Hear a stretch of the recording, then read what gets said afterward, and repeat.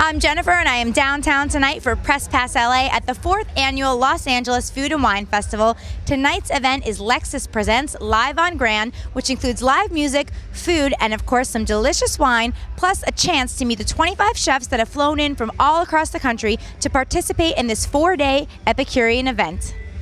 We're here with David. You're the mastermind behind this event. Tell us how you kind of make it better and better every year.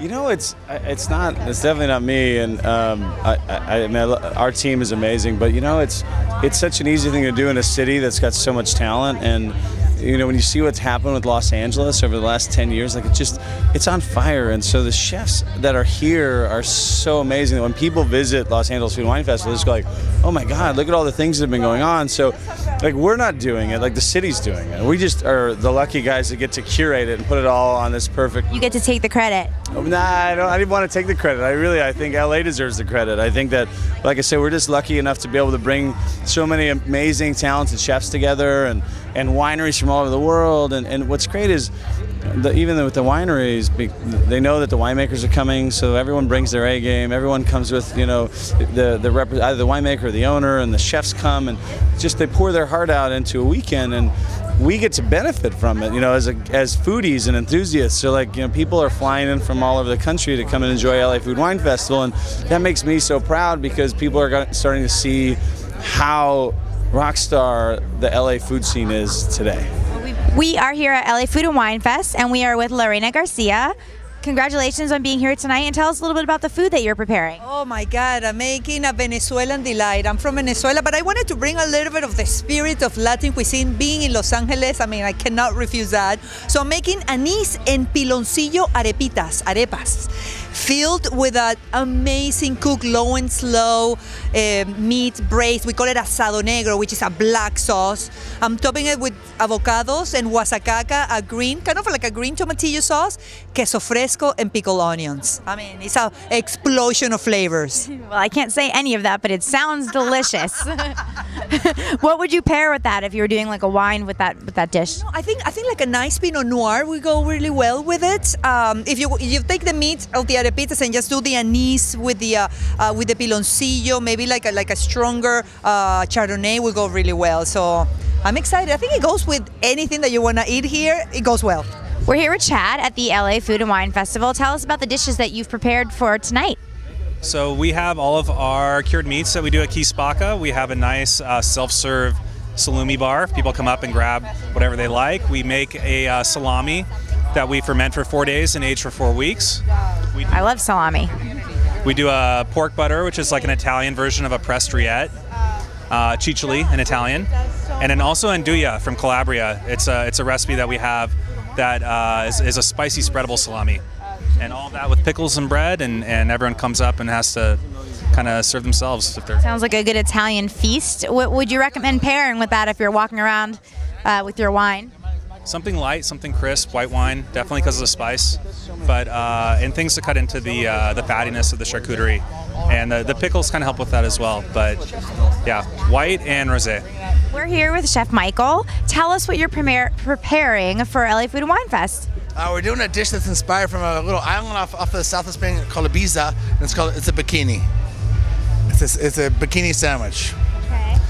What goes into this sandwich? Well, first it's kind of the shape of a bikini to start with, if you're wondering. So it's a ham and cheese sandwich at the clubs of Ibiza that they make at midnight for all the party goers. That sounds delicious. In this case, we do it with a pressure steamer brioche first, and inside roasted eggplant, truffle honey, carne de cabra goat cheese from Asturias, and it gets a preserved nectarine, kind of an escabeche of a nectarine on the inside, finished with truffle honey. So you have this super sexy truffle honey, this bright stone fruit on the other side, this rich carne de cabra cheese, all in a little crispy bite inside the steamed brioche. Super sexy. All right, hi Nancy, you look lovely tonight. You're at LA Food and Wine. What are you most excited to try? Food, wine, and what kind? You know what? I actually do not even know the rest of the people that are at this event. I'm working so hard in our booth. However, as it slows down a little bit, I will be making my rounds. Tell us what's at your booth so I know what to come expect. So, you know, I have 3 restaurants here on the corner in Los Angeles on the corner of Melrose and Highland. And tonight we are featuring our newest restaurant. It's called Kispaka, where Chad Colby, who is the chef there, does a lot with cured meats, pickles. And telling us, I think, about the salami. Exactly, and so that's what we have tonight. We have a fennel salami. We have an andouille, which is basically a very spicy pork fat. We have pork butter, which is sort of a spreadable pate. Pickles. We're gonna have to try it, and we're gonna have to come by because I live right by Sunset and Highland, and I work right by Wilshire and Highland. Oh, you do? So you probably have 3 restaurants right in between my work and my house. Have you been there? I have not, so I'm gonna have to come in. Highland and Melrose. 3 choices. So tell us, you're here at LA Food and Wine Fest. What have you been back there preparing for everybody? We're doing a sautéed Norwegian salmon with black garlic polenta and yuzu kosho. Sounds amazing. Thank you. And have you gotten a chance to walk around? Have you tried any of the food at the other booths? Anything you're like, oh wow, this is really good? No, we haven't walked around yet. We've been cooking, so. All right, well, if I come try your salmon, what should I pair with it? Sauvignon Blanc. Ooh, that's my favorite wine. I'm very excited. I'm gonna have to get inside. Any desserts in there that you spotted? There's one next to me that Lincoln's making from Superba Food and Bread. I haven't tried it yet, but it looks delicious. Sounds like the perfect thing. I'm gonna have your salmon, have my favorite wine, and then get some dessert. Absolutely. And are you based in LA, or did you fly in for this? You are. And where is your restaurant? I have a new restaurant opening about 4 blocks east of here on 2nd and Main. It's opening in October, called Redbird. All right, so we're here with Ben. We are at the LA Food and Wine Fest. Tell us a little bit about your booth and what you have going on tonight. We're doing lamb belly tacos with apple serrano slaw. A little sweet, a little spice. Sounds delicious. Yeah, it is. It's a big hit tonight, so we're having fun. Do you have a favorite, like at another booth that you've walked around, any like other chefs you've admired and thought, oh, that's an idea? Well, lots of chefs I admire, and there's lots of food that I want to try here, but we haven't had the chance to yet. Normally, towards the end of the event, we can start to sneak out, try and check out everyone else, because that is important to see what everyone else is doing, and it's a lot of fun to visit.